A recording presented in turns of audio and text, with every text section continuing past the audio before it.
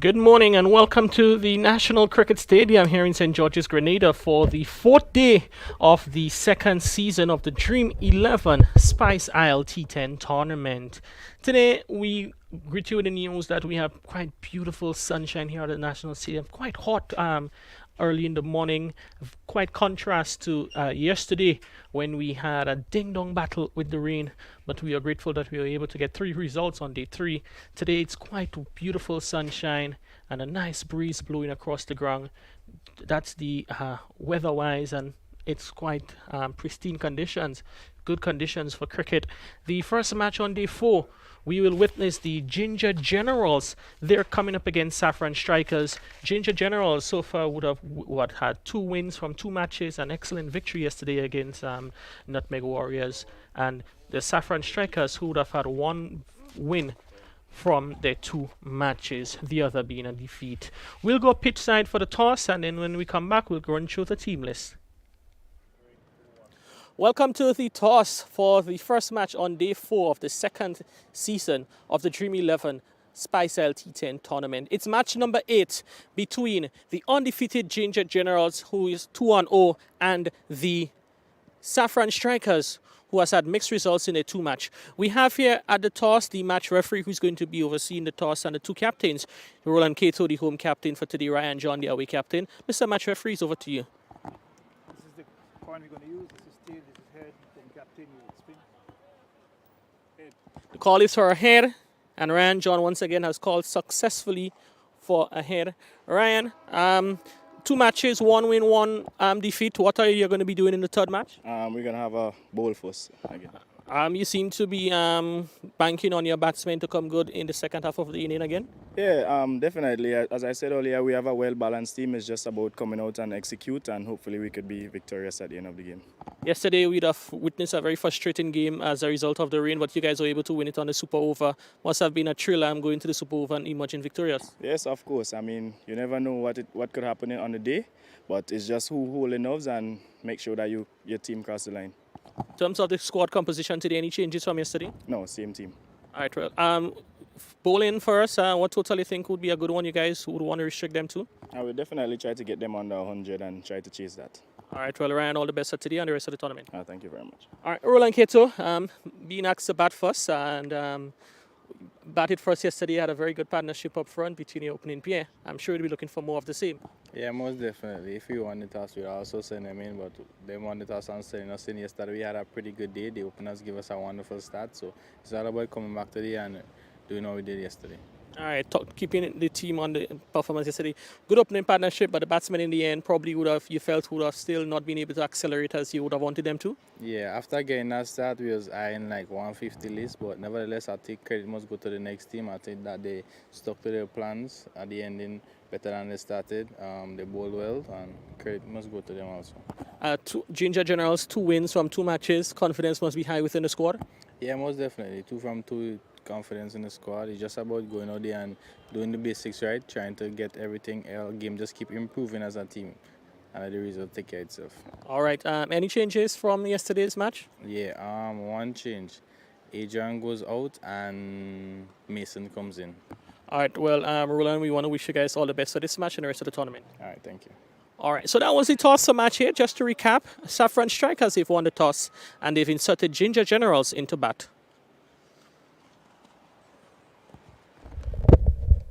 Followed by the teams, Saffron Strikers, they've won the toss and they've decided to bowl first. They followed by the Ginger Generals opening pair of Kimani Milius and Johan Jeremiah. Currently, the Saffron Strikers, they'll be looking to see if they can get their second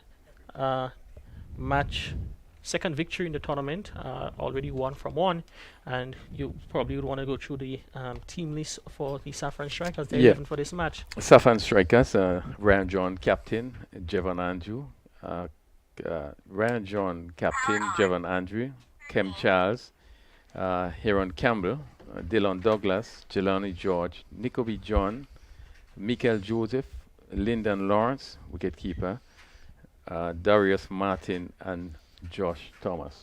Yeah, a good batting lineup. It is an unchanged team from the previous match, looking for a bit of consistency, while the um, Saffron Ginger Generals, the 11 for this match, led by Roland Keto, Reynald Charles, Samuel Charles, the wicketkeeper, Larry Edward, Keon George, Ewan Jeremiah. Lyndon Mason is making his first entry into the tournament at the expense of Adrian Thomas, Daniel McDonald, Kimani Milius, Kimo Peters, and Nicholas Redhead. So it is just one change from yesterday's match, and we can tell you that the umpires for this match, the two umpires in this match is going to be Sean Manwaring, and with him is going to be Roger Davis. Third umpire duties will be done by the experienced and veteran Titan Butler. Crony, Dina Sabat first. What do you think? Sent into bat, the Ginger Generals. They'll be looking to see if they can get a similar partnership they would have gotten at the top yesterday from Milius and Jeremiah. Well, let me say, having a look at the pitch this morning, look really a beautiful pitch. It looks good for batting. I would think that to me, it may not make a difference in terms of who bat first or who bat second. But Ginger Generals coming off that impressive victory yesterday afternoon. The opening stand in particular was really healthy, 95 for the first wicket. I think they would feel very confident, even though being asked to bat. They would be happy to bat. And I think they would relish the condition we have today. We didn't speak about the beautiful condition we have today when we think about what happened yesterday. But really, I don't think we'd ask for anything better than the condition we have here today. Yeah, it's one of the benefits of living in the tropics. One day you can have a lot of rain, and the next day it is such beautiful conditions. And we're quite happy that the weather, we're blessed with a good weather day. As we see, is going to be opening the bowling for the Saffron Strikers. It's going to be Kem Charles, not surprisingly, looking to push the ball across the right-handed batsman. That is Milius on strike. I'm waiting to get the final confirmation. The umpires waiting to start the final signals. Well, Kem Charles, it is who normally open the bowling for Saffron Strikers, and we would probably see him pushing the ball wide of the off stump, which he has done successfully, even though the last game was quite a bit of wide. But I would think when we look at the field, you have a cover on the boundary, long off, extra cover, and backward point, and a short third man, fairly square, and also a slip. So one imagine that the focus of attack would be again outside the off stump, having the batsman to reach for it. And it's all clear now from the umpire. And Charles is in to bowl the first ball on day 4. He bots the run up there, playing a little cat and mouse there with the batsman, sort of at the Kimani Milius taking a step towards him, and he aborted the delivery. Well, we have seen him done that before, but even in this shorter version, a lot of time. And Milius gets under that one, hits that one well over wide, long on for 6. Kem Charles, he tossed that one up. Milius opened his stance a bit and hit through the leg side. Very good shot first up there from Kimani Milius. Yeah, a good shot. And one of the things, he get himself in a better position. He waited, moved across it, and was able really to get it to really in the middle of the bat. And it really went over long on for 6. Good shot, good positive shot. Yeah, you can see the attempt there from Milius to get closer to the ball outside the line of the off stump. And if you saw the replay and you see where he'd have hit that one, is almost on the guideline for the wide outside the off stump, which tells you how good he was able to hit that one. That one is short and wide and pushed through a bit there by Kem Charles. Similar length and width delivery. Milius would feel that he missed out on an opportunity to get some runs off that one. Milius again hitched through the leg side, dragging that one from outside off. They come through for a single. A misfield there from Javon Andrew allows the batsman to cross over for 2. So 2 more runs to Milius, and the Ginger Generals are 8 without loss. He's conscious of the fact that there's a long off and there's a cover on the boundary. And I think what are you trying to do is to get outside the off stump, to hit on the leg side where there's only 2 fielders in a mid on and a mid wicket. Yeah. So you're trying to make use of that, or a vacant position on the leg side. This one, Milius watches it a bit shorter in length from Kem Charles, a bit more pace on it also, and Milius watches it goes outside, past outside the off stump into the gloves of the keeper. Captain Ryan John is in slip, providing encouragement to his bowler, and Milius again gets across there, and he telegraphed that one quite well over wide mid wicket for 6. Very good shot there from Milius, and he's certainly taking advantage of those deliveries tossed wide outside the off stump. Well, it's a bigger 6 than the first one, and you could see him picking it up from way outside the off stump. But he get used having looked at Kem Charles' ball, so you know what is coming. He prepare himself to get outside the off stump and really swung it to lustily over long on for 6. Yeah, we'll see now if that forces the captain Ryan John to make a tinkering with the field as the fielder goes way into the stands to search for that delivery. Such the magnitude of the shot there from Kimani Milius. 4 deliveries, 6.26, and he's off to a good start for his team. Yes, and it speaks about the mood that Milius is in, and it's good thinking. Now you have watched the bowler, you know what he's doing, then you prepare yourself, position yourself to be able to counter, and this is what we are seeing here. Balls pitch outside the off stump, and he get into position and being able to clear the boundary. Yes, pretty good stuff there from Milius. He's hitting the ball quite well. He had a good knock yesterday, and will be looking to see if he can continue on that pathway.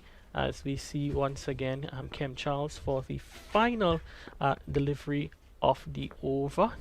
And to this, Milius goes back and pulls well down to the fielder, goes straight through and make it Darius Martin there in mid-on. That is a blunder by him as the ball crosses, skips through him into the boundary for 4. So 4 more runs to Milius, short delivery, sat up, and Milius quite rightly dealt with him. Yeah, and I have been a good over for the Ginger Generals. A ball that should have been stopped by Martin. It was hit firmly, but I think he actually dived over it. And sometimes there's no need to be diving, but you come across and they get down and feel the ball. And I think he actually dived over that delivery and went down to long on for 4. So really good over Ginger Generals.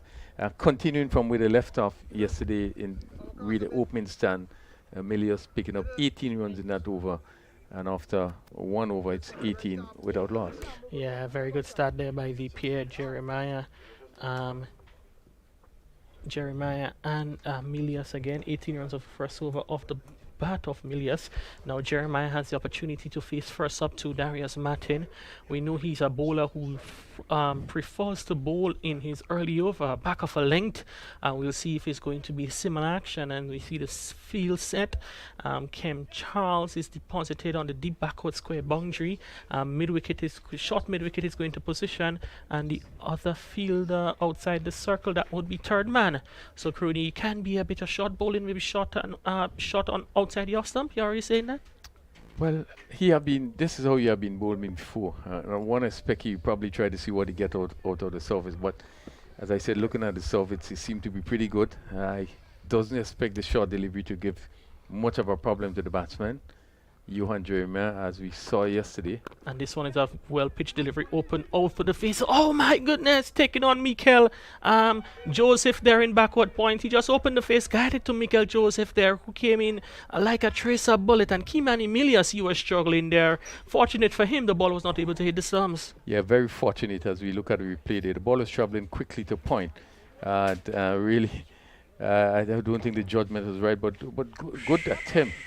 There by Joseph, just missing the stump. Yeah, and I think Joseph would have thrown it off balance or in mid-air, and probably would have been part of the factors that have been responsible for him not having much direction there. And Milius now faces up against his compatriot from the Windwards Volcanoes, Darius Martin into Milius. Milius get a delivery, not that short, but looking to hit it off through the onside, and it goes to wicketkeeper Lyndon Lawrence, so no score. Yeah, it just seemed to be favouring the onside quite a bit. This ball was not short enough for that shot that was attempted, and just went outside the off stump. Milius making no contact. You just need to be selective in in terms of the shot that he's playing. Yeah, so if you're taking in the action here at the National Stadium on the various platforms, we want to say good morning to you, and we hope that you're having a fantastic day or good evening or good night wherever you may be taking it across the world as Milius opens up his stance, looking to hit through the offside, and that one again beats his flashing blade into the hands of the wicketkeeper. Reminding you, it's day 4 of the Dream 11 Spice T10 tournament. 14 days of exciting cricket here at the National Stadium. 6 teams in action: Bay Leaf Blasters, the Clove Challengers, Cinnamon Pacers, Ginger Generals, Nutmeg Warriors, and Saffron Strikers, all playing for the right to lift that championship trophy come the 18th of April, Easter Monday, right here at the National Cricket Stadium. It's Martin once again. He's into Milius, and this one is short, lifting delivery down the leg side, signal wide by the umpire. An opportunity for Milius to probably get some bat onto that one, but he was able to miss. He missed out on that occasion, so one more extra to the total. It's now 20 without loss. Yeah, again, the short delivery down the leg side, and Milius really looking to probably hit this one some over backward square, making no contact. But as you said, any bat onto it, probably would have beaten that at the short fine leg, and also the backward square, which is right on the boundary, and probably and square on the boundary. Yes, as Martin once again, Milius gets inside the line, tickles it behind square. The batsman, they come scampering through for a single. We wait to see if it's going to be signaled as a leg by the umpire. It is signaled as a leg by umpire Roger Davis. So one more extra to the total. Which moves on to 21 without loss. And if you're wondering where you can access this broadcast, it is available on television here in the Caribbean via Sportsmax. We're quite happy to be able to bring the tournament to our fans through the Caribbean and the North American markets via the Sportsmax network. So good morning to all the listeners, viewers who are taking in the action on Sportsmax. And Jeremiah opens up his stance, hits that one through long on. Fine shot there from Jeremiah. The ball was just a good short of a length, and he was able to hit that through wide long on for 4, and he gets going his second boundary of the inning. He's now 9, and the total 25 without loss. Yeah, and good shot by Jeremiah. I think what made that shot so possible, the fact that he got close to it, and as he was able to hit it over long on.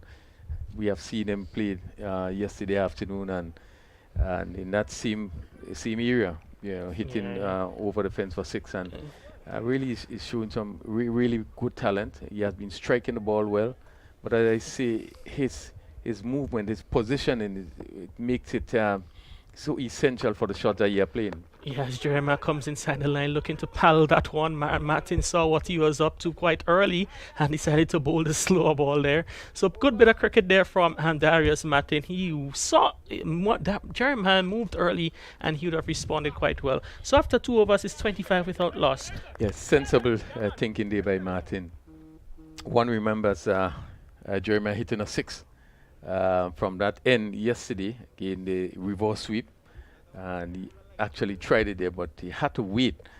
And I said, good thinking by Martin, and he was just able to play it on the onside. Yeah, it's a beautiful day, Crooney. Look at the youngsters. They're way up on the hills over the National Stadium. It's the Easter season, so it's going to be a regularity. If you look up and you'll see kites in the skies. Those youngsters are enjoying a quintessential Grenadian pastime of kite flying over the Easter period. Yeah, very picturesque as we look at the back of the stadium. The gravel heap, we're looking at the main pavilion as we see the houses in the Dabo Hills. Really, it's a beautiful sight as we look at the surrounding of this beautiful facility. Yeah, it's like the views surrounding the National Stadium is quite magnifique, and as we see a change of bowling, it's now going to be Josh Thomas, and with number 91 on his back, will be taking up the action. And you can see Ryan John has dispatch of Kim Charles quite early. Normally bowls 2 overs on the trot. Josh Thomas, Milius opens up himself, hits over the top. It's a safe shot, and it actually goes all the way for 6.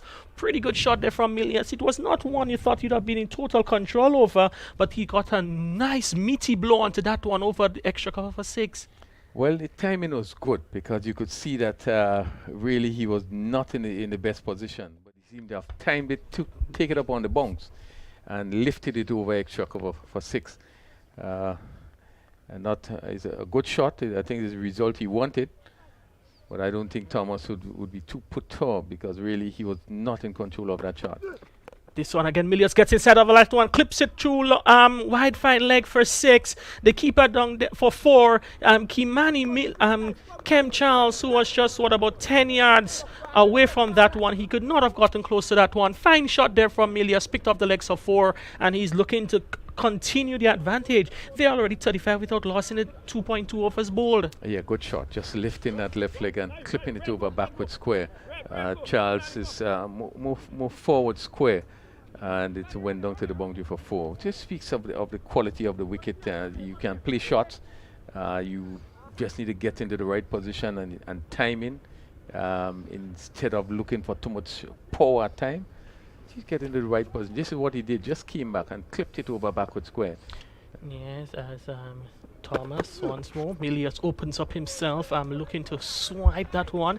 Totally lost his shape there in that occasion. Crooney looked a bit the easiest way to put it was looking ugly playing that shot, and we know he has much better technique than that one. And this is what happens when you try to manufacture shots, and there's no need.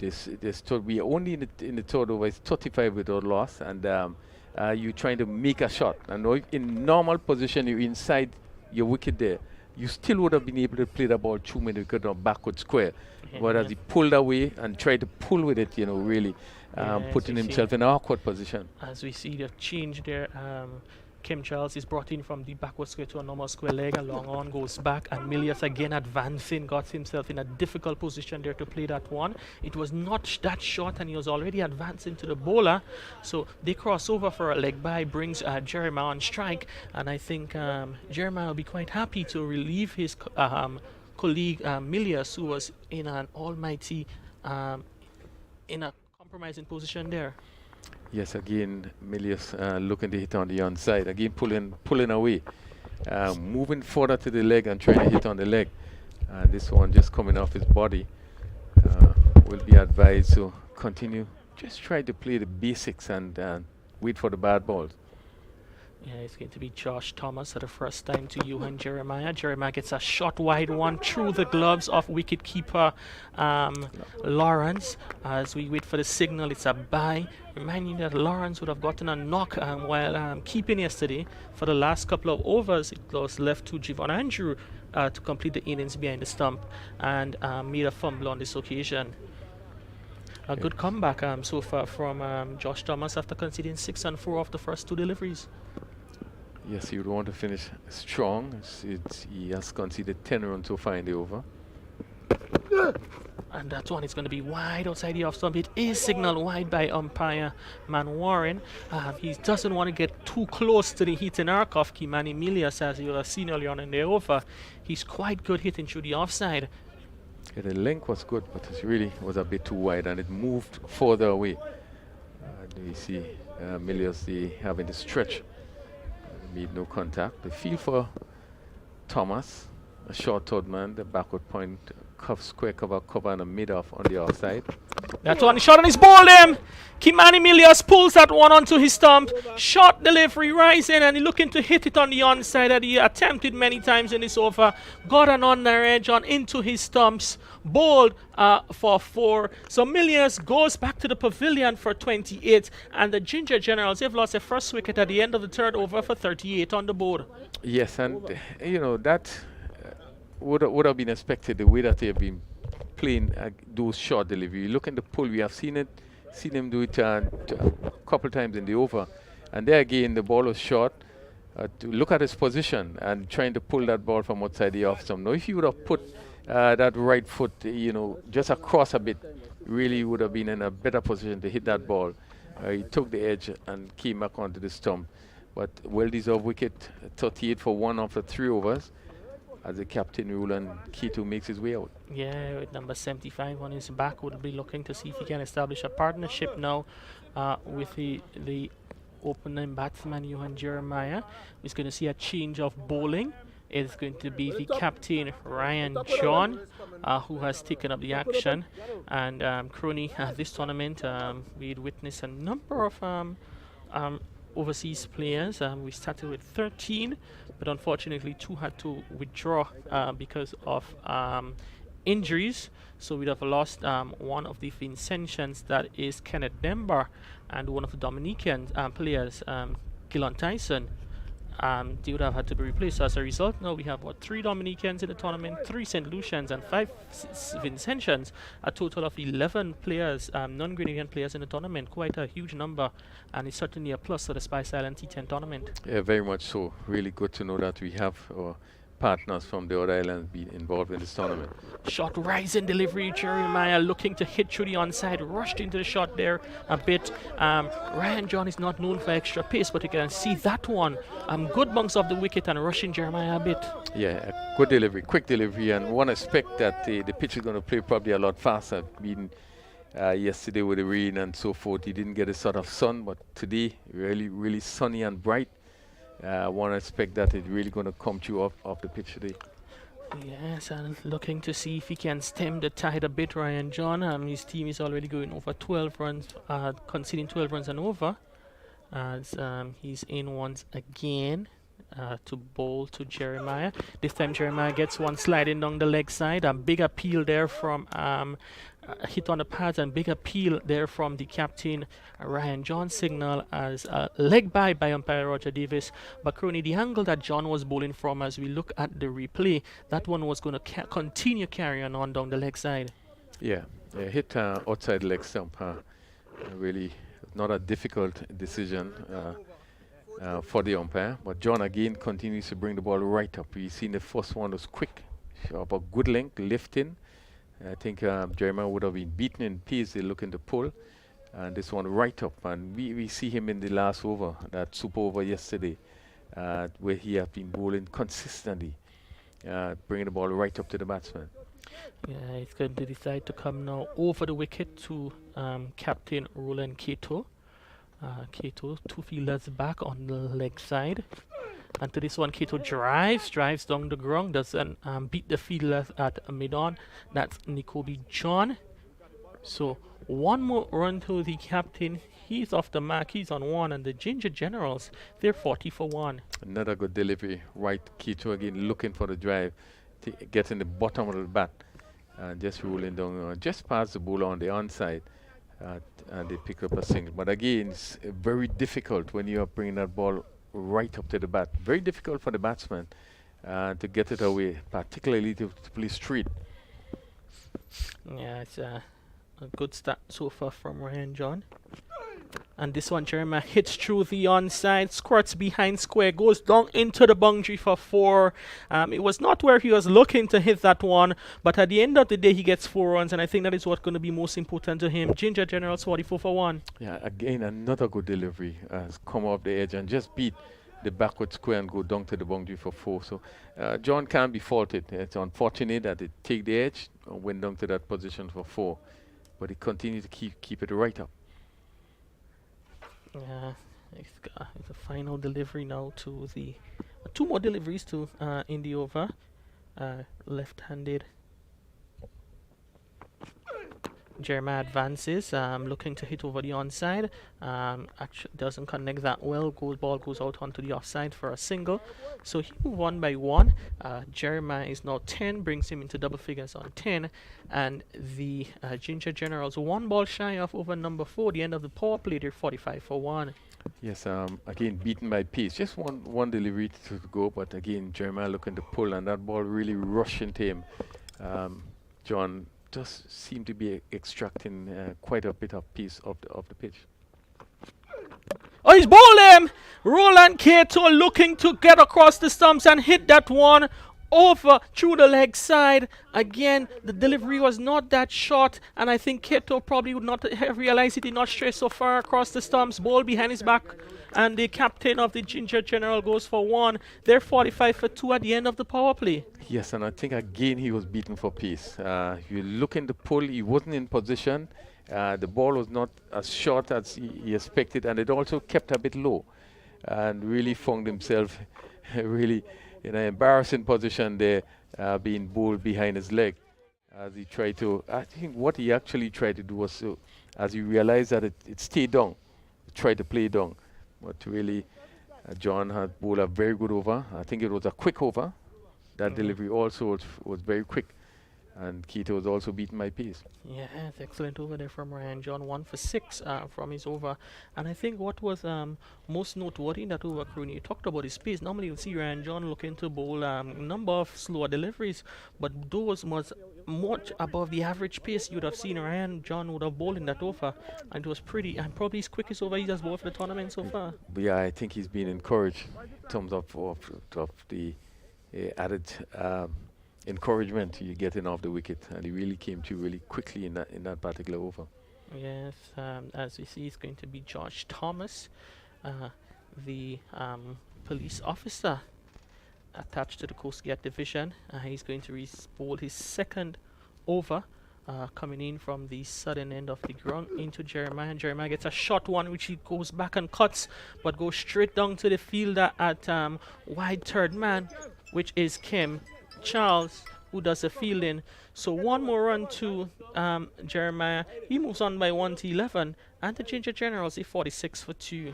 Yeah, shortish delivery. That was hit well. It was played well, timed it well, but Kim Charles on the edge of the boundary there as it went quickly to him.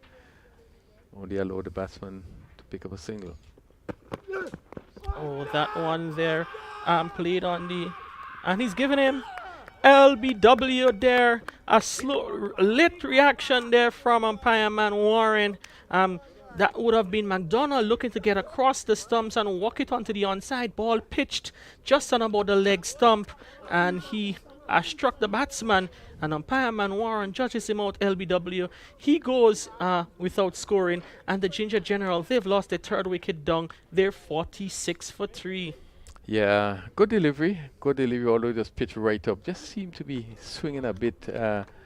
Let's see. Just seemed to be swinging a little unfortunate there. This one just seemed to be heading down the leg side, but again, the umpires in their position had to make on the spot make a decision, and the decision was upheld. Jeremiah or McDonald it was. Yeah, that's McDonald out without scoring there. Without scoring. Yeah, that one pitched outside the line of the leg stump there. 46 for 3. Yeah, so it's Unfortunate. 46 to 3. It's all involved in the sport. One day you might nick one and take him behind by the keeper, and it's not given. Another day you may just get one you feel had done by. It's all part of the sport. As Thomas in to bowl to George. George gets a good delivery from Thomas. He's looking to evade the throw. So it's another dot delivery there from Josh Thomas. 46 for 3 in over number 5. And very good comeback there by the bowlers from the Saffron Strikers. Has been a good over so far, and you could see as though the faster bowlers enjoying bowling on the track. He's bowled it right up, ball right up in the block hole, making it very difficult for the batsman to get it away. A short delivery out, so short of a length delivery going across the left-handed batsman into the gloves of our wicket-keeper Lawrence. So it's another dot delivery there from the Josh Thomas, who is into his second over. So for good work there from the speedster coming in from the southern end. 2 for 12 from 10 deliveries, and with 2 more deliveries left in the over, he'll be looking to finish strong in this over. Keon George opens the face of that one and guides it down to third man, where Andrew comes off the boundary to do the fielding. Quite lazy cricket there. The throw came in from Javon Andrew. The bowler, the keeper was not able to collect it, and it's a overthrow. So 2 more runs to the total. It's now 48 for 3. As it's going to be Thomas to the final delivery of his spell. 2 for 14 with 1 delivery to go.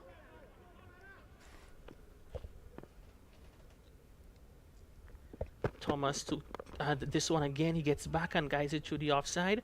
Fielder down from the deep backward point. Boundary comes in, does a field in. A direct hit. So 1 run to George. He moves on to 3. And at the end of the over, after 5 overs, the midway stage of the innings, Ginger Generals a 49 for 3. So 49 for 3. Thank you very much, Kerry Frank and Raphael Crony. And Stevenson Worm here will be joined by John Eugene, of course, former St. Lucian mid-order batsman and also Windward Islands, and former West Indies B team player also. Did I get that right, John? I want to make sure that I give you all the accolades that are quite rightly due to you. Good morning and welcome. Yeah, good morning, Stevenson, and good morning to all the listeners. So it's going to be Martin getting ready to bowl to Keon George. George is 49 for 3, Ginger Generals. They started off with all guns blazing. Now the tide has been stemmed a bit. And just third man in, backward point, extra cover. Well, cover and extra cover. And a long off, long on, right back as Martin moves in now to bowl to George. George gets a delivery that is called wide outside the off stump. Quite a bit of height attached to it. The extended arms of the umpire suggesting that that was not reachable. And the 50s come up. So 50 for 3. And 50 for 3 after 5, John, is just about even Steven. Yeah, Stevenson, even Stevens out here, 10 runs and over. Yes. So pretty good going by the Generals. As it's going to be once more, Martin started and stopped. But he can be deceptive. Times are much faster than the batsmen anticipate. Here he is now, bowls to George. George is advancing down the track. I think Martin saw him come in, just pull back the length a bit, and Lawrence collects behind the stumps. I thought I was a little bit disappointed with Milius's innings. Got off to a flying start and had about opportunity now just to stabilize things a bit and work the ball around. He was all ultra aggressive, and I understand it's 10-10, but you still got to keep your shape and play good, sensible cricket. As it's once more Martin in now to bowl to George, who is feeling for that outside the off stump. Gets a slow ball too. Thought about the single, and the ball just bounced in front of Lyndon Lawrence. Recovered very well, no harm done. So 50 for 3. George is 3, and Joan Jeremiah, he is on 11. A lot would depend on these two. Yeah, definitely. Ginger Generals off to a flyer and been pegged back by the fielding team now. Yes, they've really come back very well. Here once more is Martin in and bowls to George. George is turning that out to the deep mid-wicket boundary. Will get one there. Thought about the second run, and the return comes in very quickly to Lawrence, who made a few steps forward, and they got a single. One more to George, who's now gone on to 4, and the total is pushed out to 51 for 3. Brings Johan Jeremiah into strike, a player with immense potential, and if he continues to play the game, you certainly will hear a lot from him. Former Presentation Brothers College player. Here he is once more in, and the bowls Martin to Jeremiah, who's off the back foot and cuts well. 4 runs. What a lovely shot that was. It was just outside the off stump. He made room, pulled outside the leg stump, gave himself room. What a wonderful shot that was. In fact, it was outside the leg stump, and it went down to the boundary for 4. Yeah, very good shot by Joan Jeremiah, improvising very well there. Yes. And moving towards leg stump and actually getting that ball between backward point and the short third man. Clever shot, really clever. Got way outside the leg stump. I think the bowler saw that and tried to follow the batsman, but it was excellently done. Quite a dexterous shot behind backward point. Here he is now once more. Martin in and bowls to Jeremiah. Jeremiah gets one outside the leg stump wide, signaled by the umpire. Quite rightly too. Must have just ruffled Martin a bit after being spanked through the offside by a ball that was pitched on or about the leg stump. Made sufficient room and carted that between that third man and backward point players, and it went down to the boundary for 4. He is 15, 56 for 3. As once more it will be Martin. Dominican tall fast bowler, maybe just about Correction, St. St. Vincent, I beg your pardon. He's now bowled, and he pulls that well down to backward square. They will come back for the second. No, they won't. The return comes in, very quick one, and they get 1. Just a correction. St. Vincent and the Grenadines rather than Dominica. And they've produced so many outstanding fast bowlers over the years. St. Vincent and the Grenadines. 57 for 3. Cameron Coffey, who we will feature sometime during the course of the tournament. And Winston Davis, of course. Casper Davis also. Wonderful bowlers. Martin once more in with his finally delivering this over. He's in and bowls outside the off stump. Short rising ball. Good delivery to climax the over. And so after 6 overs, 57 for 3, George is 4, Jeremiah is 16, and the current run rate 9.50. Yeah, in the context of the game, a very good over by Martin. Only some 6 runs out of this over, and some good pace there developing by Martin there this morning, and we see the batsman, really struggling against him. Yeah, I would really. I like what I see. He is tall. I think maybe about 6'3", as I said formerly. He's got a lovely action, very easy approach to the wicket, and I think he's got a lot going for him. It's not very hard to pick out potential. If you know cricket, that is. Yeah, he's a hard worker also in the nets. His work ethic is it's excellent, and he's one for the future. So Michael Joseph is brought into the attack, and he's going to be bowling to Johan Jeremiah. Here he is from the far end, in and bowls to Jeremiah, who pulls that down to the fine leg area. 2 fielders going after it, drops perilously close between both of them, and they will come back for the second run. That was in the air for quite some time, but don't forget both fielders in the circle, both running back. Neither of them was able to take the catch, so 2 more to Jeremiah. Shot in the dark, so to speak, is 59 for 3. Here he is once more, is Joseph Bowles. Oh, that was a close one. Just managed, maybe, let's see what the umpire is going to say. No, he got a nick onto that one, went down to short third man. Let's just look at that on the replay. Oh, he advanced down the track. Well, the umpire didn't signal. I thought maybe he hit the pad. But the umpire said, look, he got a nick onto that, 60 for 3. Here is Joseph in, bowls, and George pulls that down. Oh, he's got him down on the deep mid-wicket boundary. Well, he got inside the line and pulled that. I think it's Michael Joseph down there. Sorry. Who's down there? We'll have to look and see who really took up the catch. Campbell, in fact, we just told that took the catch. So, yeah, there he goes. Took a good catch, just almost just in front of the boundary line. And so he is gone. Rather disconsolately he goes, and they've lost another wicket. It's 60 for 4. Yeah, smart catch there by the fielder down at the mid-wicket boundary.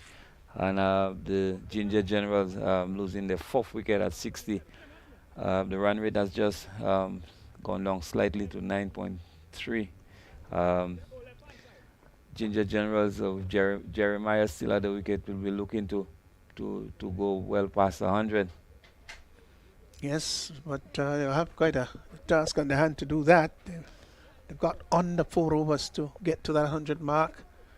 And Samuka Charles has just replaced. Here is a delivery that is looking to be hiked over the deep mid-wicket area. Doesn't make good clean contact. The bowler runs through. That's Joseph picks up on his follow through. Total remains on 60 for 4. Here once more is Joseph in and bowls, advancing down the track, gets to the pitch of the ball is Jeremiah and strokes the ball nicely out to mid-off. They will go back for the second run. The return goes it to the non-striker's end, and well, they get there. Oh, that was really a bit of excitement there. Well, they saw the opportunity for the second run as the ball ricocheted out on the onside, called each other. The response was very quickly done, and they got home for 2, which really should have been 1. Yes, a bit of poor fielding there by the Saffrons, allowing Jeremiah to come back for the second run. Well, he's on to 21, 62 for 4. Looks up and sees that there's a third man, backward point, extra cover, long off, long on, in now, and bowls, and he's looking to tug that down to the deep backward square area. Succeeds in doing that. Ball falls out, the bat falls out of his hand. That Johan Jeremiah, and was able to get only the single. So the over has come to an end. The current run rate exactly 9. 22 to Jeremiah. Charles is yet to score. Is 63 for 4 Ginger Generals. Yeah, Ginger Generals not as fluent as they were yesterday. They started off with 18 of the first over, but the Saffron strikers has pulled back and losing 4 wickets after 7 overs, just 63. So a good job done here by the Saffron strikers. Yeah, really good job indeed. They've pegged them back, and 7 overs gone, 3 more to go. We've all been saying how important it is to get up to the triple figures. You've got to get up to that 100 mark. It's a psychological milestone for teams to chase, and when you think you've got to go at 10 runs per over, you're always in with a chance, so to speak. Here is Ryan John moving in now to bowl to Jeremiah. Jeremiah is getting a delivery that sinks into him, comes in from maybe just about middle and off. And when the ball pitched, there was a bit of lateral movement, and there was height bounce attached to it. And you can see him leaning back, trying maybe to uppercut that over the third man area. Didn't make contact. Lawrence collected behind the stump. Still 63 for 4 as John again passes the umpire round the wicket and bowls to Jeremiah. Jeremiah gets inside the line, tugs it round down to the backward square. They've gone for 1. Wouldn't come back for the second. They are in fact coming back for the second. A ridiculous throw there. And you could see the body language of Lyndon Lawrence, the keeper, as if to say, hey, look at me, this is where I am. Didn't get anywhere close to him, and they got the second run. Yes. Poor cricket. Yeah, a bit of poor cricket down on the final leg boundary, and a wayward throw into the keeper, allowing the Ginger Generals to collect an additional run. John moves into Jeremiah, who's 24, 65 for 4, in and bowls, is advancing down the track, hits that down to the long on position. Now they've gone for 1, they're coming back for the second, there's a shout of 2, the return comes in! And there is an appeal for run out. The umpire says not out. Did he say no, not out? But yeah. You could hear them calling for 2 from the moment the ball was hit. And to be fair, the fielder came off the long on boundary rather quickly, attacked the ball, and you could see him charging the ball. It was really striding home, and very good all-round cricket. Very good all-round cricket. 67 for 4, and Jeremiah's gone to 26. Yeah, once more is John in now to bowl to Jeremiah, who is getting a slower delivery that he hits and hits his fellow batsman on the shin area. Ball ricocheted, went out on the offside, and the batsman had time to cross for 1. So 1 more to Jeremiah, who's now gone to 27. Ginger Generals, they've pushed on now to 68 for 4, and the field changing over to accommodate the right-handed Charles, who is yet to score. Hasn't faced a delivery so far, and he is coming around the wicket, so says the umpire. So a slip is in, and a third man a bit on the square side, as he moves in once more. Is John in and bowls to Charles way outside the off stump and drives the ball out to a long off. This time they're not going to come back for the second run. So just one run there as Charles gets off the mark. He's gone to one. Jeremiah, who is on 27 now, comes into strike, 69 for 4. Yeah, a good ball in there by Ryan John, keeping the batsman relatively quiet. You and Jeremiah looking to really go after the bowling now. Yeah, once more is John now in and bowls to Jeremiah. Jeremiah is getting delivery down the leg side wide, confirmed by the umpire. That was a sharp delivery, but ill-directed. And Lawrence having to skip around to his right, collected it way down the leg side. Must have even moved further away after pitching. 70 for 4. So after, well, just under 2 overs remaining, as John turns from the top of his mark, leans forward, now begins to straighten that approach. He's in and bowls to Jeremiah. Jeremiah gets a Yorker-like delivery, comes on rather heavily on it, pushes it up on the offside. The bowler on his follow-through ran up quickly and just kicked the ball to Lawrence to help him with the service. So the over comes to an end, and at the end of the over, 8 overs gone, 71 for 4. Jeremiah's 28, he'll be taking strike. Charles is just about 1, and they've got 2 overs remaining, John, to get up to that 100 mark. Can they do it? Yeah, a very good over there by Ryan John. Some 7 runs coming off that over. Stevenson with the format of T10, it's the error for margin is very slim, both for the batting and the bowling. You're sure right, and it's a batsman's version, no doubt about it. Here is Joseph bowls, just turned out on the onside, and there is no run. There's a leg slip, leg gully, or short fine leg rather, as he's in again and bowls to Jeremiah. Jeremiah is bowled, looking to hit that across the line. I don't know if he got on the edge. We have the replay which will confirm, beg your pardon. But let's look at it here. He's going to hit that across the line. Did he get on the edge? No, he did. Yes, he got on the edge, onto the stump. And so Johan Jeremiah is just gone. Bowled by Mikel Joseph for 28, and the Ginger Generals, they've lost another wicket. It's now 71 for 5. Yeah, a massive blow here by the Saffron strikers. The set batsman, Johan Jeremiah, losing his wicket. Just trying looking to heave over mid wicket, and with the ball not spinning and not bouncing too much, and inside edge and cannon into the off stump. Yes, so brought about his demise. So he is gone, and Larry Edward has now come in to replace him. So 71 for 5. Mikel Joseph, his bowling analysis looks good. We're going to come back to that. Here's a delivery, brought him forward, pushes the ball back along the track, and Joseph scampers forward very quickly, picks up, prevents the batsman from crossing for a single. So Edward taps away, looks up, sees that the bowler is in now, looking to turn that out on the onside, and in fact gets it down to a short fine leg, will get a single. So he's off the mark, is Edward, brings Charles into strike, 72 for 5. A bit of changes, of course, to the field, left-to-right combination, so the field will change around to accommodate the right-handed batsman. As here once more is Mikel Joseph in and bowls, and he tugs that down to, is the catch taken? Well, let's see, they're coming back for the second, and then they get there. It was airborne, and was that Campbell who may have spilled it? Now let's look and see what we can pick up here.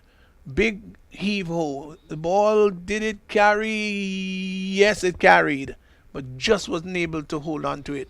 Here is a delivery that is pulled down to the backward square area. We'll get a comfortable single. So one more there to Charles, who's now gone on to 3, and the total 4, beg your pardon. And the total has gone now to 75 for 5. 75 for 5, 9 overs gone. Yeah, an excellent over there by Joseph, and also an excellent spell of 2 overs to 10 runs, just going at 5 runs and over. So he has really pulled back things for the Saffron strikers, and Ginger General only 75 runs moving into the last over. So the 100 mark looks some distance away, Stevenson. And you're putting that quite mildly. You're sure right.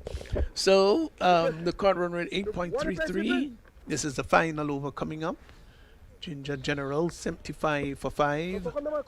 And Kem Charles, whose first over yielded 18, will be hoping to redeem himself as he's going to be moving in to bowl to Charles. Here he is. Right arm over the wicket.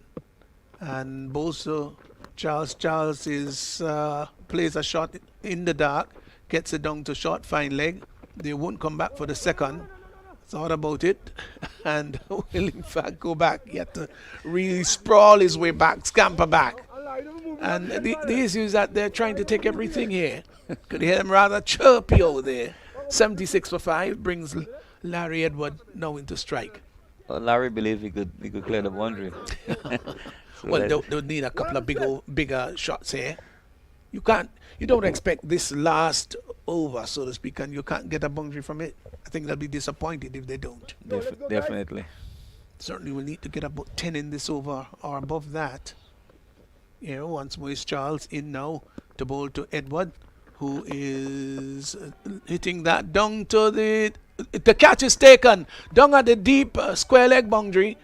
Well, that was a good catch indeed, because it was airborne for quite some time. And so Larry Edward goes, cut down at the deep square leg boundary. He has gone for 1, and Ginger Generals, they've lost another wicket. They've now gone to 76 for 5,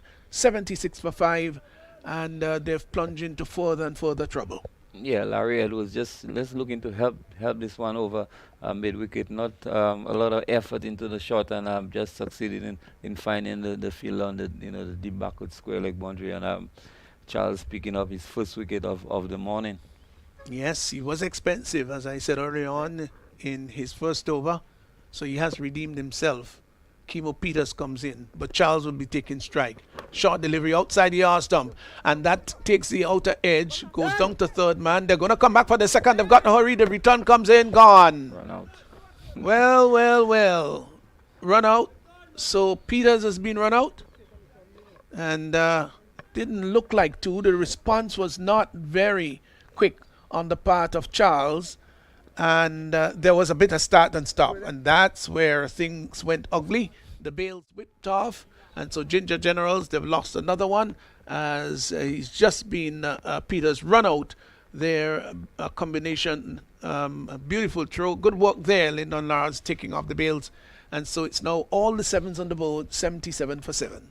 Yeah, miscommunication by the two batsmen. They got stuck right in the middle, going nowhere, and good throw coming in from the boundary, and easy work for the wicket keeper. Yeah, so 2 wickets already fallen. 2 wickets fallen in the 10th over.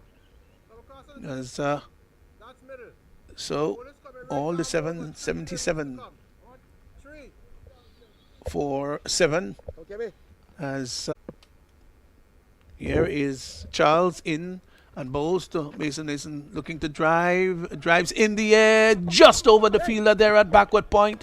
They've gone for 1, won't come back for the second. The return comes in. They will in fact come back for the second run now, as Lyndon Norris wasn't able. That throw was way above his head. He really jumped high as possible and wasn't able to pull that down. They come back for the second run. So 2 more to, well, 2 to Mason, takes him up to 2, just off the mark, and the total has gone out to 79 for 7. Here once more is Charles in now to bowl to Mason, and Mason is gone. Well, either stump or bowl, we'll have that confirmed.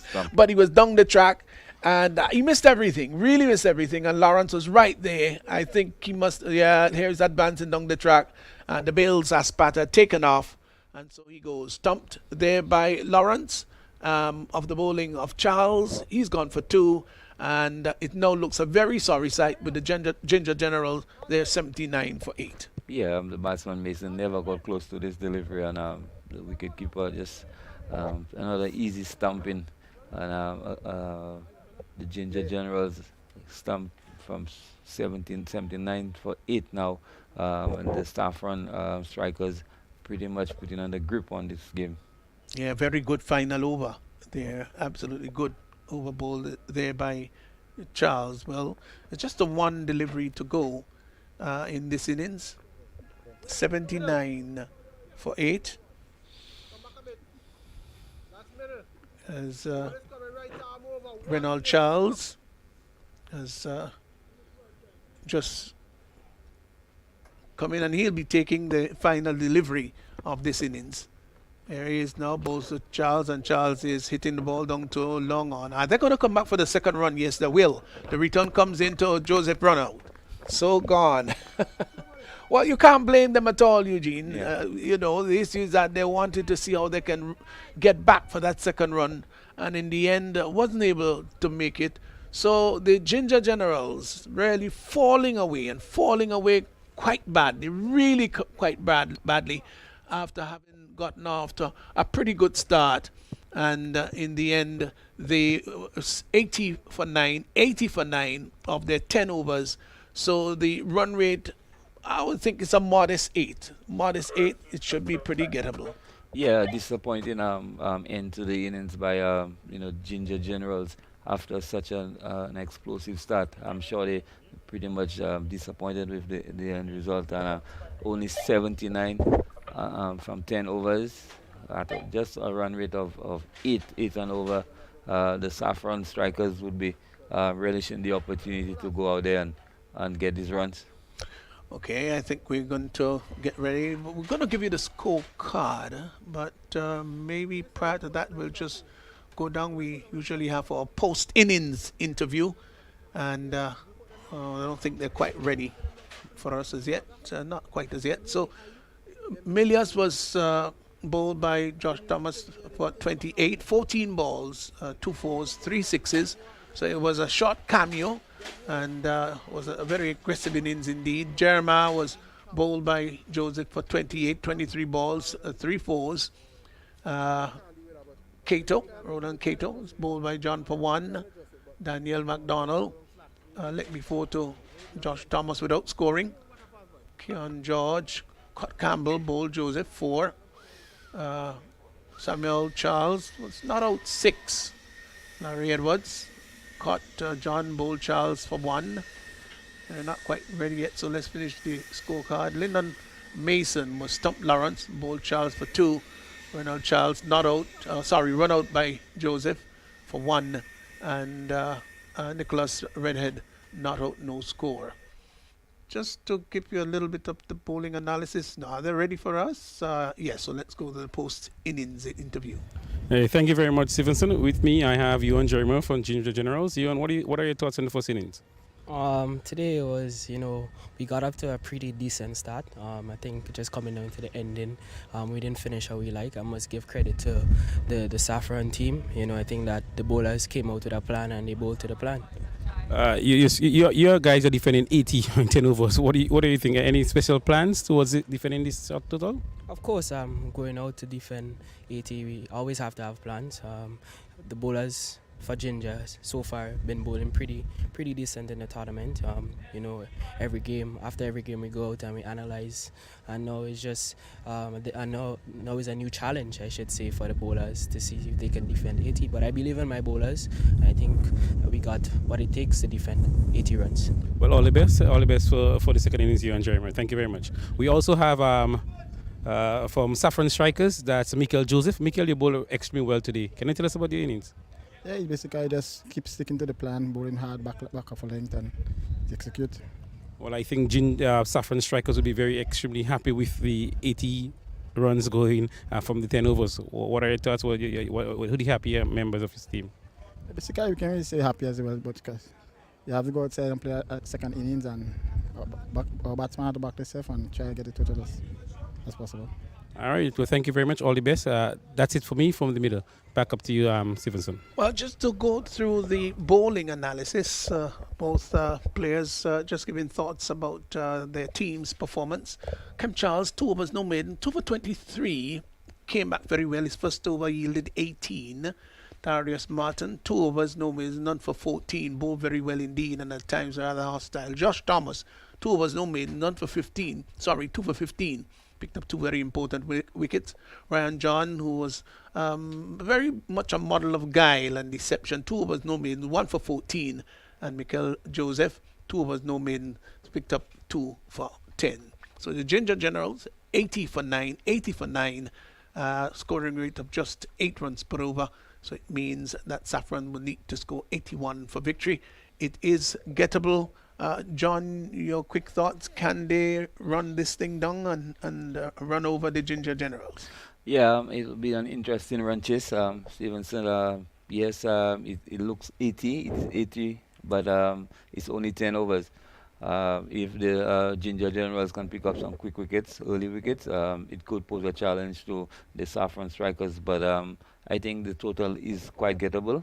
It will be interesting, so we'll just have to wait and see. Yes, all eyes will be glued out there in the middle, and if you're in TV land, your eyes will be glued, of course, on your screen. So we wait for Saffron Strikers' reply just after this break.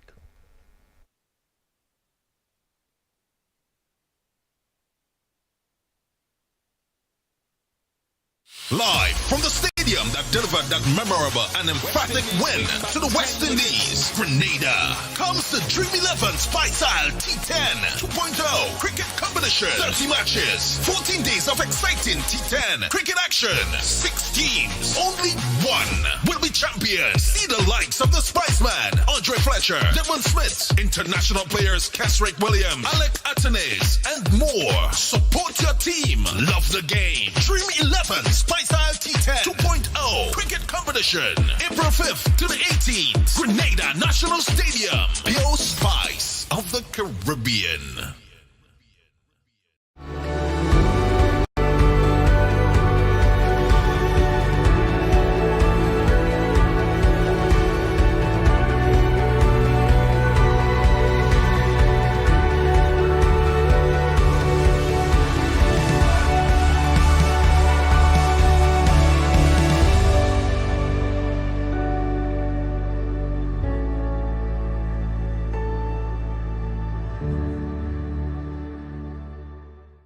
Energy. The world runs on it every day. Good morning. Welcome to Seoul. Hi. Hi. And when we put the best of the Caribbean together with the energy we harness, everything runs so much smoother. Because at the end of the day, it's all about connecting people. Happy birthday, Dad. So, wherever your journey begins.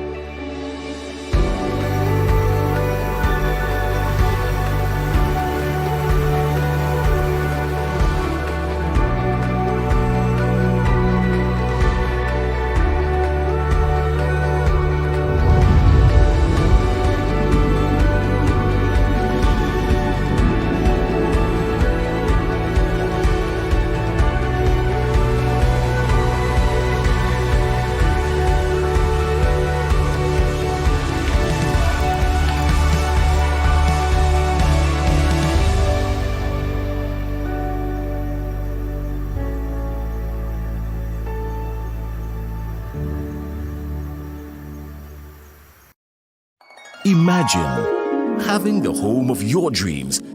Imagine investing in that piece of property you can call your own. Imagine finally doing that home improvement project you've always been thinking about. It's time to stop imagining and start doing. Let the GUT Credit Union help you take the first step with fantastic rates, affordable repayments, and reduced legal fees. Make the move. Get better terms on your mortgage. Use your home equity to make those dreams a reality. Act now. There's really no place like home. GUT Credit Union. It's where you belong. Have you ever seen a job cooking oil down and Tanya log in the same pot? Neither have we until now. But we guarantee there is a whole lot more amazing things to see on your next trip to Grenada. And if you encourage someone to book an adventure to our island paradise, then you can be one of the winners of special prizes compliments the 473 Connect program by the Grenada Tourism Authority. Sign up at experts.puregrenada.com/473connect.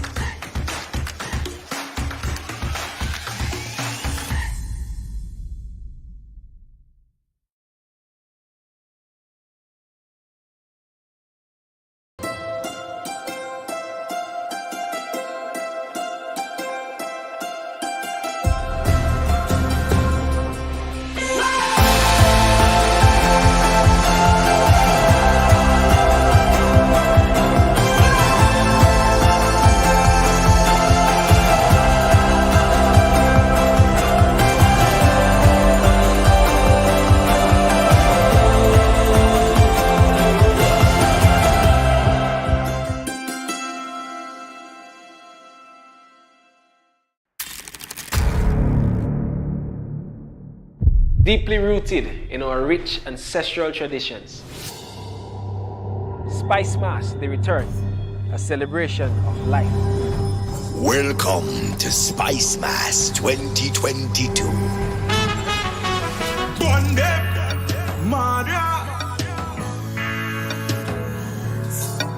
Reviving the spirit of our ancestors through our traditional mass. Jab, the unique celebration of freedom, drenched in black. Feel the power. The rejuvenating sound of pan.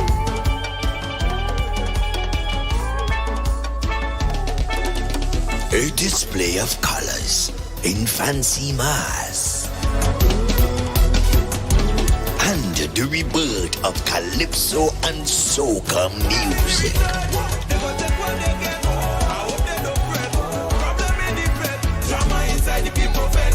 The biggest and safest summer festival in the region, August 8th and 9th. Let's go to Grenada for Spice Mass.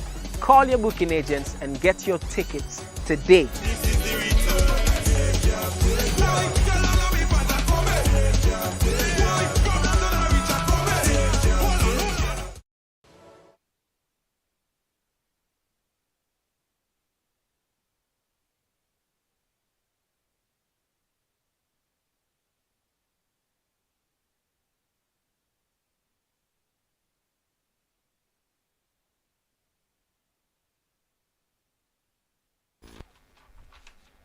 When you're ready.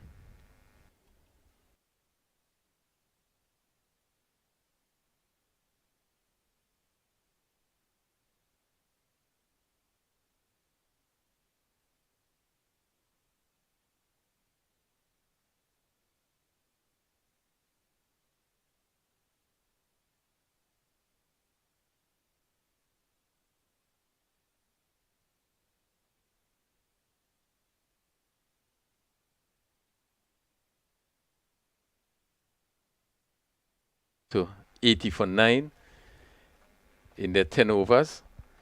And Saffron Strikers coming off impressive victory yesterday. It's going to try to get up to 81.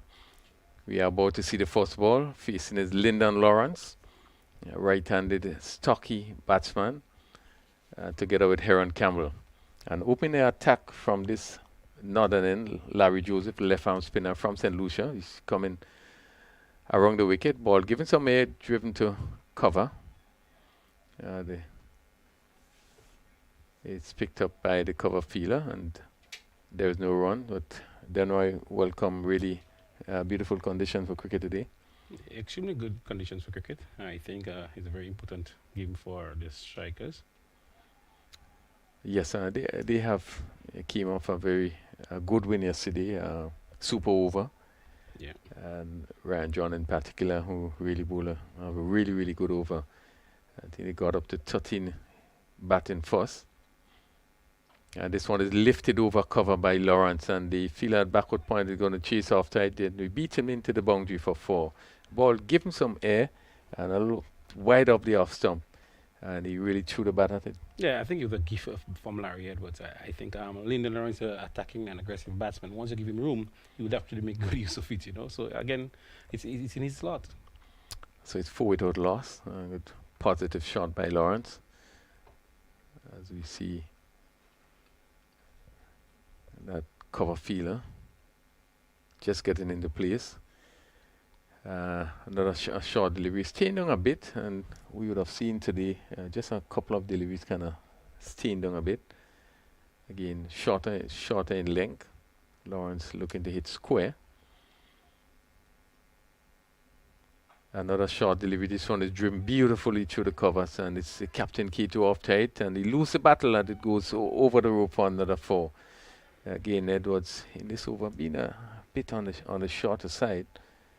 And this was well played by Lyndon Lawrence. Yeah, it was a short delivery by Larry Edwards. And as I said, Lyndon Lawrence seems to be no-nonsense mood, and he actually dispatched it to the boundary for 4 runs.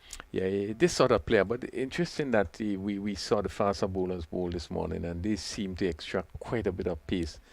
We saw Ryan John bowling pretty quickly. This is a full tosser. They hit over long off for 6. Yeah, Again, 6 bad runs. delivery. No, it's hit cleanly over long off for 6. Yeah, it was a full delivery there by Larry Edwards, and I said, Lawrence in a no-nonsense mood, I'll just stretch forward and time it beautifully over the long on boundary for 6 runs. Yeah, good positive start by Saffron strikers. It's 14 without loss after the end of the first over. And Lawrence facing all 6 deliveries in the first over and 14. Heron Campbell is going to face his first delivery in the second over. Yeah, I guess as much as the beautiful over there for the strikers, Saffron strikers exactly. And I'm thinking that 14 runs from the first over, if you can maintain that, we might finish in maybe in 5 overs. Yeah, well, we only need require 67 and 54 deliveries. But I was making a point that we saw the fast bowlers bowling this morning and bowled pretty quickly. They was able to get quite a bit of bounce off the pitch. And, you know, one would have thought, yes, Larry Edwards, maybe a chum cat bowler in terms of the experience, in terms of the way he bowls. Probably would have wanted to open with one of the faster bowlers and maybe bring him on in the second over. But I think they would have agreed to go with this sort of experience. Yeah. Nicholas Redhead is going to pick it up, and he's going to bowl from the southern end. And Campbell looking to hit on the onside. It comes off. Let's see. Seemingly comes off the pad going back to Redhead. And we're going to look at the replay and see what happened here. And wow. Oh, it's close. It seems close. Lord appeal then. Not giving it out. The ball coming off the pad and going back to the bowler. But I guess umpire's call there. It was a close one, but umpire's call given the benefit of the doubt. I would think that Campbell is fortunate to be there still. Redhead with his second delivery. Again, wide of the off stump will be signal wide by umpire Manwaring. 15 without loss. Just 66 needed from 53 balls. So far, I think Ginger, the Saffron strikers, are the happier team. And Campbell, again, is a very experienced batsman. He played well last edition, and I know he would continue with his performance. So red it is. And this one pushed straight to mid-wicket. Again, misfield by the fielder there at mid-wicket. Just allowed the batsman to pick up a single. So Campbell off the mark. 16. I think just to go back to the the pitch and the fast bowlers. We saw they extract quite a bit. We have even seen Redhead do seem to be being able to get some bunks off the wicket. You know, one would have thought that this would have been the first choice, but they have opted to start with spin. Good delivery and well played by Lawrence. Well, no fuss, just push it out and amble a single. Yeah, very, very good thinking and batting there by Lawrence. Being this aggressive, person he is and batsman, I think most of the field were way back on the circle and expecting to see that aggressive shot, but he actually was sedated in his shot and got a comfortable single. Yeah. And again, this shorter version of the game is not all about hitting. Particularly if you're in a good position, you'll want to make sure that you do it right. This I want to say again a bit of a misfeeling there as the ball is pushed on the offside, and they're going to come back for 2 runs there, and he's run out. Yeah, seems to be out. Seems to be out. Well, let's wait. Yes, he's run out rather carelessly, and. Very unfortunate that Campbell. As the OC never run in the misfield, never run in the misfield. And they did, and you can see the end result that Aaron Campbell has been run out. I think it was a bad call in there by both batsmen. He was actually maybe about 3 yards out, nowhere near the crease. When all 3 storms were scattered. So I get it's a poor selection there, thinking by both batsmen, but I think it's a game of cricket. Mistakes can be made. Yeah, communication certainly was not right. I think they actually turned blind, and looking for the second run. So Campbell being run out. So it's 18 for 1. And we see the new batsman in Dylan Douglas, who would have, played very well in 2 games previously. He had very good stats, and he would be expected to really settle in and give the sort of start that he has been accustomed giving. Well, but this is just, I think, we're into the second over, and 63 needed of 50 deliveries. Even though they lost early wicket there in the second over, I think, as I said, Saffron strikers would not be worried in any bit. I think Lawrence will continue, and I believe the power play says a lot. The first 4 overs says a lot in this chase. Yeah, always important. It set more or less a platform in terms of what happens after. If you lose wickets within that power play, if you lose too much wickets, you're under pressure. If you get a good start, you put you in a sort of advantageous position. So, as you say, the power play very important. Third man on the boundary, backward point. There's a cover. Mid-off, extra cover, and on the offside, mid-on, mid-wicket, and a short fine leg. Redhead. This one is clipped in the air, just away from the mid-on fielder. He had to move to his right, and they come back for 2 runs. But again, a sort of fall short there by Douglas. I think it was slower deliveries as he looked to hit it somewhere over mid-on. Yeah, I think he was looking for the slower piece in that delivery by Redhead. Redhead tried something different, and you can see it was just chipped over the infield, and they got a comfortable 2 runs. It's 20 for 1. He's off the mark with 2. Just 3 players feeling on the leg side. And this one is cut down to backward point. Good shot. Third man have to really move around there, and they're going to come back for 2. Again, good running. Good work done on the third man boundary. He had to move quickly to his right. And there's 2 more. It's 22 for 1 at the end of 2 overs. 22 for 1. I think we still required a run rate required rate is basically 7.38 runs per over. Again, Campbell, Lawrence is on 15 and Douglas on 4. And the Ginger Generals, they would know that to win that game, they need a lot of wickets. Wickets need to be taken. Yeah, they will have to take wickets to win that game. Again, the pitch is playing very well, and they will have to pick up all the wickets. Well, Larry Edwards seems to be continuing for his second over, final over also. I think his first over was, with his experience, he will be disappointed going for 14 runs in his first over, and he will look into pull back things in the second over. Yeah, he tend to be very tight, very economical. But some days you have it going well, and some days you don't. This one is driven down to mid-off. The fielder having to move quickly to his left. Yeah, some days you have it well. Yesterday in particular, we saw that in that super over. It was Ronald 18. He bowled 2 overs for 26 runs. This is not him normally. Yeah. And they actually lost the game. In that sort of situation, this is the first bowler we do want to look at to keep things tight. But it just didn't work out. This one is played to square leg. Get a little bit of a missed feeling there. The batsman ambled a single. I'm sensing that there will be another run out. I think the batsmen, the strikers, I'm sensing there could be another run out if you don't be careful with the calling.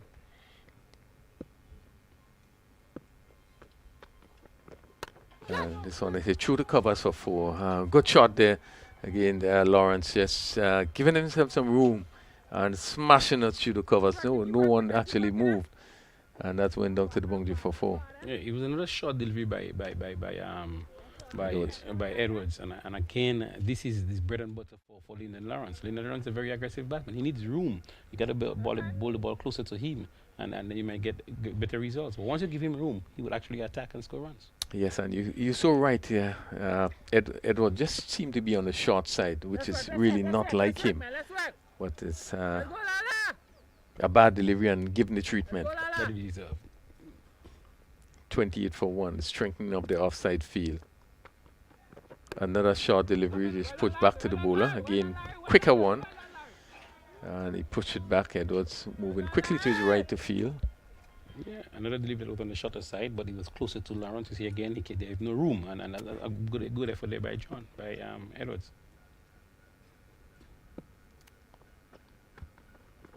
Another short delivery, and it was crashed. Lovely shot over mid-wicket for 6. Really a huge hit there as Edwards continued to bowl short and really was dispatched. Yeah, it was a short delivery, just sit up to the hitting, begging to be hitting for 6, and you can see it was a humongous hit there by Lawrence, and I told you earlier on, Lawrence is in a no-nonsense mood, and he moves on to 26. So it's 34 for 1, 47 needed from 43 deliveries. Really, it's not the best opening start for the bowling of Larry Edwards. Another short delivery. Just played to square leg there, short and quicker, closer to the batsman. Push it on the onside. At the end of 3 overs, the score is 34 for 1, and they required another 47 runs on 42 deliveries. Yeah, that's 6.71 runs per over, and I can tell you. Just one more over into the power play, and we are seeing some lovely batting there by Lyndon Lawrence. So far, hit 2 beautiful 6 and 3 wonderful 4s. Yeah, it's not all the time rushing in the shot. You know, you can, even when the bad ball comes, you need to really sometimes just take your time to play the shot. Give yourself time to get into the position to play the shot. And that pull shot that hit for 6 really was a tremendous shot. He got himself into really, really good position and hit it long. It's one of the bigger 6s. As we see Charles going to pick it up from that southern end. This one is lofted over mid-wicket, which is vacant, and goes down to the boundary for 4. So again, Douglas taking advantage of a ball that was given some air. Yeah, a little bit of air, but it was slower, and actually you can see the slug sweep came out, and there was no one behind on the leg side, so hence the reason why he got a comfortable shot. We're still into the power play, and it's come on to 38 for 1.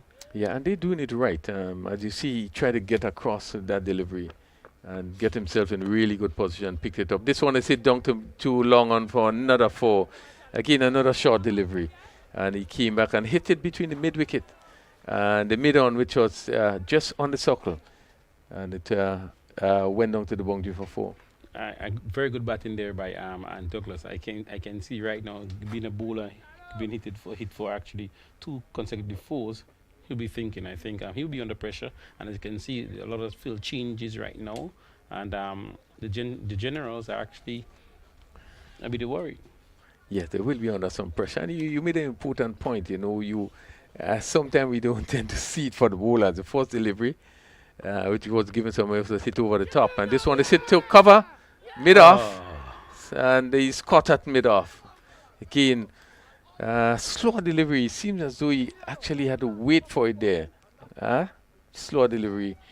And I guess trying to hit it over mid-off. Only succeeded in hitting it straight to the fielder. And Douglas, after a brief and promising inning, goes for 13. Yeah, I think it was this move there by Douglas. Actually hitting the bowler for 2 beautiful shots for 4 runs. I think, being a batsman myself, I would be looking for a single, to get off the strike, getting 9 of 3 balls. Yeah, I imagine the thinking is that when you are going, you want to go at everything. But I was making the point that sometimes we tend not to give look at the bowler in their situation based on what happens as the delivery before, which was hit for 4, and obviously the bowler wouldn't want to bring it up, so you will try to drop it a little shorter, and it will also crash for 4.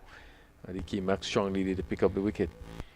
But again, the strikers would need to lose a lot of wickets to lose that game, and Ginger Rangers will have create a lot of chances. So far, they created 2, and they have accepted it. 42 for 2, 3.3 overs bowled, and Michael Joseph, right-handed Joseph. This one is down the leg side. It will be signaled wide by the umpire, Manwaring. Yes, Joseph just looking to play with the tide, made no contact.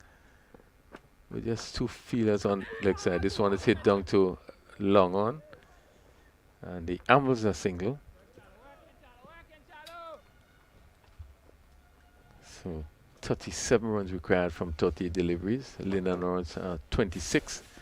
And he, so far, another short ball hit high in there. Let's see the backward square now settling under it. And oh my word, goodness. He didn't get anywhere close to the ball. And the batsman really escaped. It's strange to see what actually went on there. I think he complained earlier on about the sun in his eyes. But I think, my goodness, the ball went up, expectant sun, nowhere came close to it. He was looking for the ball. I think he lost it somewhere in the sky there in the sun. Stroke to cover, and they pick up another single. Well, I never hear the complaint here at the National Stadium where someone is concerned about the sun. I think it went high up, and really, as you see him move back, he really wasn't in any position. You could see him being baffled in terms of trying to get into the right position. Yeah. Certainly he didn't get close to it. Yeah, and Kian George is a very experienced cricketer locally. He must have played represented the Windward some thereabout. But I think it was a misjudgment his part. There should be a chance that's gone begging. And I really would have loved to pick up another wicket. The power play has ended. It's 46 for 2 in 4 overs. So 35 needed in 36.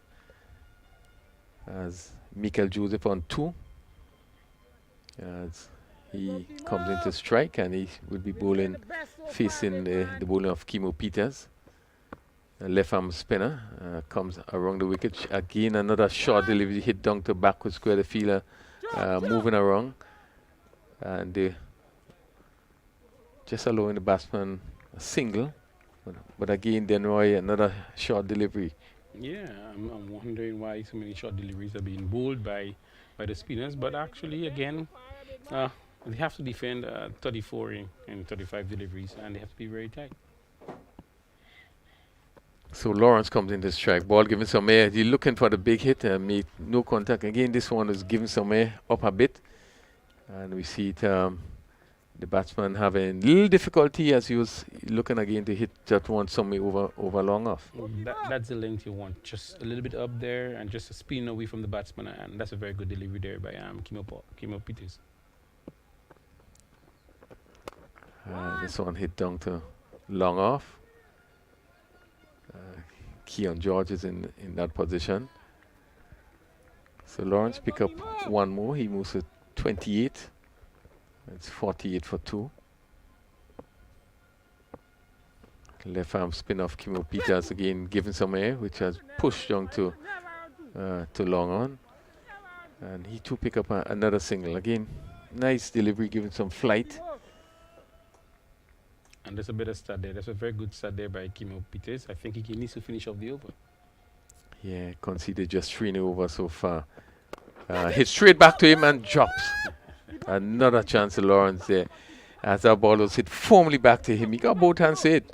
I was not expecting it. You know, as we look at the replay there, he went back, hit it very hard, and he got to really both hands and was not able to hold on. Peters, very interesting first over. This one they hit down to long off. And Keon George comes around, and the batsman pick up another single at the end of really a good over from Peters. Just conceded 4 runs.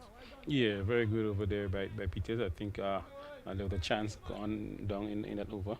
I'm thinking that basically so far after 5 overs, 50 for 2, another 31 needed of 30 deliveries. What do you think? Are we in for interesting one? Good position. The batting team should feel very confident. At their position, just 2 wickets down, 31 from 30 deliveries.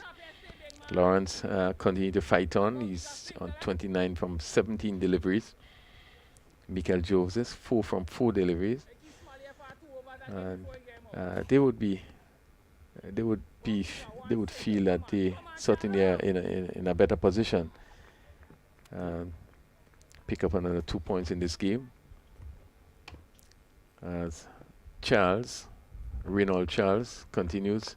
This one is again short, hit down to the fielder on the boundary, and the seek one good feeling on the boundary there, and they pick up one more. Yeah, good feeling Nicholas there by Redhead. Again, we're expecting that tight over there from Charles. If Charles can give a tight over, we can be in for an exciting one. Joseph looking to play on the onside, wide signal by the umpire. Shortish delivery, looking to clip it somewhere behind square. It's 52 for 2, over number 6. Short hit, lovely shot. He really picked up that shot very well, and Michael Charles really hit that very well over backward point for another huge 6. Yeah, it was a short delivery again. Another short delivery was dispatched in the leg side for a humongous 6. That's a huge one. You know, very good timing there by Michael Joseph. 58 for 2, and we saw him play some sort of innings in the first edition. Yeah. Where he really hit the ball very well, and this shot indicates that he does possess a lot of ability, the ability to hit the ball out of the ground. 58 for 2. And we continue to see the bowlers bowling short. Yeah, again, and another short delivery went for the maximum. Again, 23 runs in it of 28 deliveries, and again, it's cricket. It is a wonderful game, and if you can close off, it's over. Then we could be in for maybe, just maybe. 10 to Joseph. This one, they're going to run down to third man, and they're going to cross the boundary now for 4. Again, looking for the drive. This one up a bit, and just taking somewhere at the bottom of the bat and just past the keeper to his right, and went down to the boundary for 4. Yeah, it was on the edge there. I always say some people may say unlucky for the bowler, but the batsman actually in the favor of 1, getting 4 runs. And again, another lucky shot there, but another 4 runs to the board, to the Saffron strikers. Yeah, but it actually gave the batsman the room to swing the bat. Yeah. And really looking to hit it through the offside, just come off the bottom and for 4. And this one is struck well, straight back. And let's see the signal there. It goes just 1 bounce into the boundary for 4, but good hitting ball, which was sort of pitched up, giving a little bit of air, and was hit straight back and went down for another 4. Yeah, again, you can see there is room. The bowler, the Charles is giving Joseph room to swing his arm, and once you give him room, and he's a very powerful batter and strike of the ball, he would make use of it. 66 for 2. Swung lustily again over mid wicket for 6, and what hitting by Michael Joseph. This one full to the bat and really giving the full treatment. Yeah, again you can see another full delivery again, full and slow and just begging to be hit, and he was hit for mighty 6 over the leg side. So the score rushes to 72. We're still in the 6th over, and Joseph 24 from 8. This over so far, really big over. 21 runs already scored in this over. And really, Newcastle will finish in quick. Just 9 needed from 25 deliveries. So Saffron Strikers again another convincing performance. Yeah, as you can see, Joseph again, a very good batting there this over. I want to see how he's going to end this over. This one is cut to backward point, firmly hit to backward point, but straight to the fielder. And that's complete over number 6, which went for some 21 runs, 72 for 2 after 6 overs. Yeah, after 6 overs, I said they are in the driver's seat, the Saffron Strikers. They are much comfortable, just needing 9 runs from 24 deliveries. And we saw some very good batting there by both Lyndon Lawrence and Michael Joseph. Yeah, Joseph played very well. Continues to hit the ball very well. 2 huge 6s in that over. Kimo Peters will continue. Charles Peters 4 in his first over. Lawrence on 30 will face strike. This one is driven down to long off. Keon George to move quickly to his left. Another single to Lawrence. He's 31. 73 for 2. And they had hitting Michael Joseph comes into strike. 24 from 9 deliveries. And he's looking to pull. And this is this one. Not sure what happened there as he's looking to hit this one somewhere on the leg side. I think the ball kept a little bit low as a result of this. He missed the ball. If you look at we're about to look at the replay. But we'll say that we're going to come back to the replay after this one. Give it some a swung over backward square for 6. And what good hitting. He really picked it up well and smashed it over backward square for 6. Another good shot by Michael Joseph, who raced to 30. And what a blinder. What an inning he has played. 79 for 2, 6.3 overs. Just 2 runs needed from 21 deliveries. Easy going. Joseph is lifting this one for another 6 over long on. And what a way to finish. Really tremendous batting by Michael Joseph. 36 he ended and really striking the ball very well. And Saffron Strikers convincingly would have won 85 for 2 and still in the 7th over.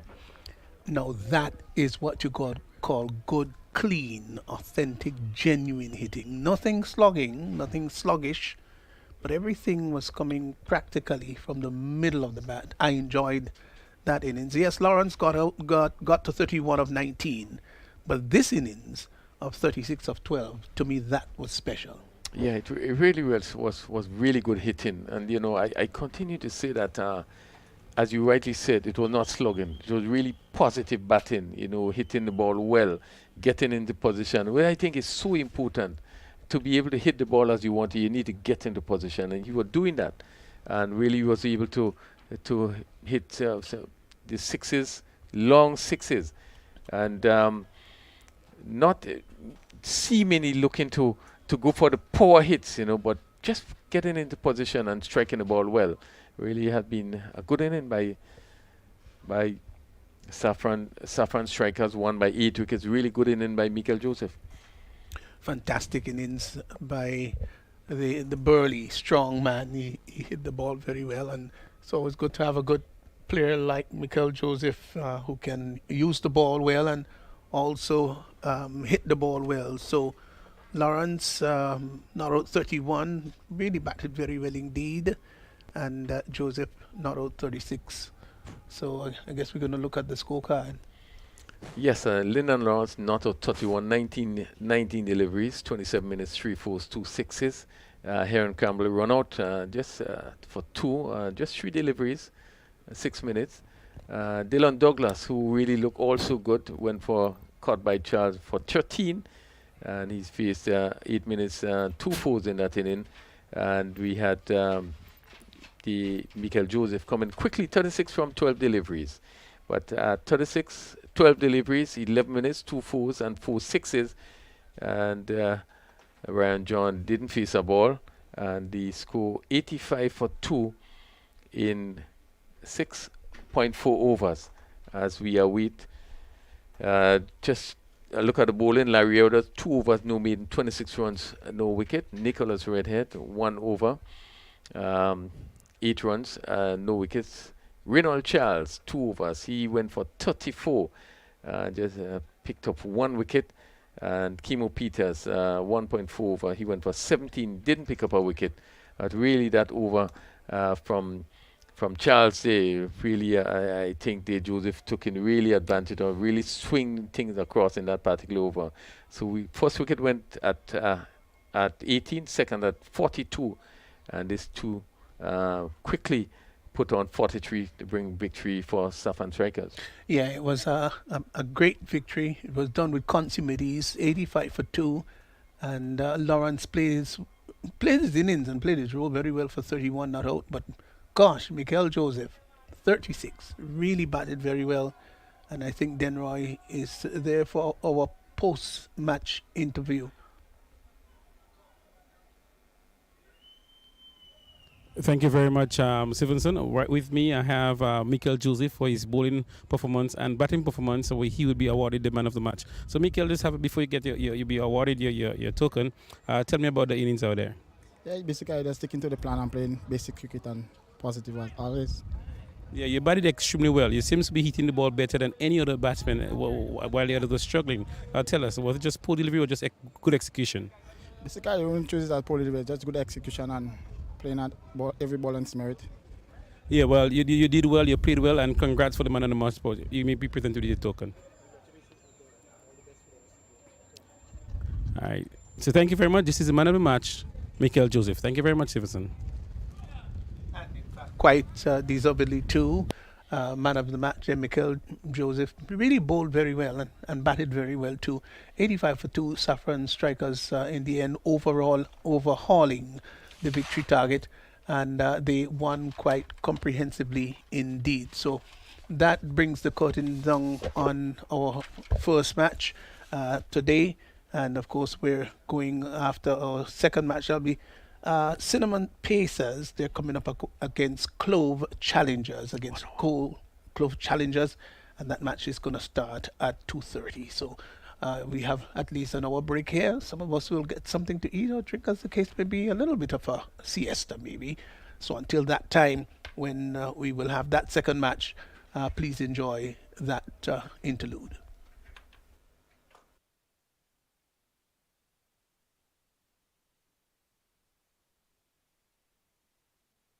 Live from the stadium that delivered that memorable and emphatic win to the West Indies, Grenada, comes the Dream 11 Spice Isle T10 2.0 cricket competition. 30 matches, 14 days of exciting T10 cricket action. 6 teams, only one will be champions. See the likes of the Spiceman, Andre Fletcher, Devon Smith, international players Kesrick Williams, Alec Atenes, and more. Support your team. Love the game. Dream 11 Spice Isle T10 2.0 cricket competition, April 5th to the 18th, Grenada National Stadium. Pure Spice of the Caribbean. Live